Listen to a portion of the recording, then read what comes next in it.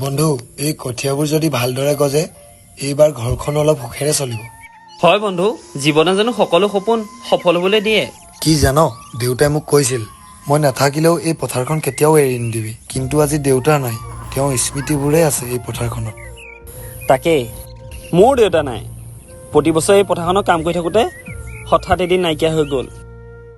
হ'ব দে, আমি এতিয়া যিবোৰ কঠীয়া পেলাইছো ন সেইবোৰ এদিন ধান হ'ব, কিন্তু যিসকল আপোন মানুহ আমাৰ পৰা আঁতৰি গ'ল তেওঁলোককতো আমি আৰু উভতাই আনিব নোৱাৰোঁ।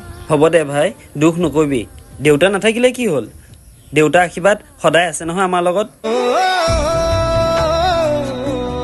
তোমালোকে মা দেউতাক জীয়াই থাকোঁতে অলপমান মৰম আৰু সময় দিবলৈ চেষ্টা কৰা।